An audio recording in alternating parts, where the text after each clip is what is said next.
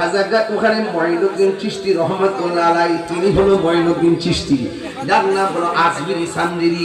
তিনি যখন ভারতবর্ষে গেলেন, উনার ব্যবহার, উনার চেহারা দেখা অসংখ্য মানুষ কালিমা পড়ে মুসলমান হয়ে গেছে।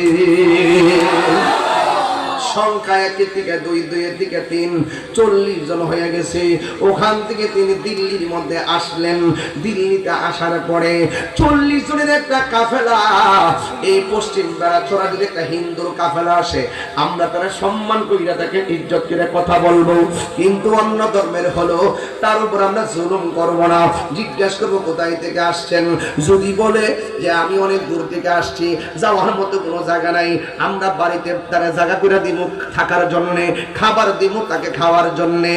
ওইভাবে পৃথ্বীরাজ রায়ের পাশে যখন তিনি দিল্লিতে গেলেন, যাওয়ার পরে আবার রাখাল গুলা যাইয়া বলতেছেন, আঙ্গ দেশের মধ্যে একটা দরবেশের কাফেলা আসছে, আমরা কি করব?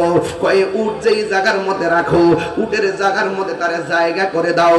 এবার খাজা গরিবি নওয়াজ মঈনুদ্দিন চিশতি রহমাতুল্লাহ আলাইহি আল্লাহর হাবিবের রোডম্যাপ লইয়া তিনি দিল্লিতে আসলেন।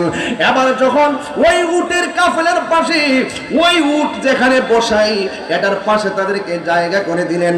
এবার রাত গভীর হয়ে গেছে, ওই গভীর রজনীতে খাজা গরিবে নওয়াজ 40 জনকে নিয়ে আল্লাহ পাকের জিকিরের তালিম দেওয়া শুরু করেছেন।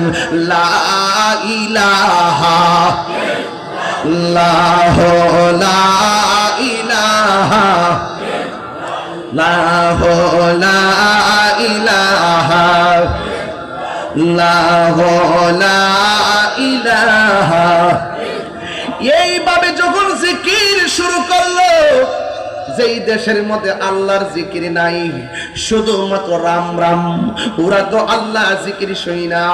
এবার পৃথ্বীরাজ রায়ের কাছে গিয়া বলল, কোন দরবেশে জায়গা দিছেন? এই দরবেশ তো আয়সা এমন নামের স্লোগান দিতেছে।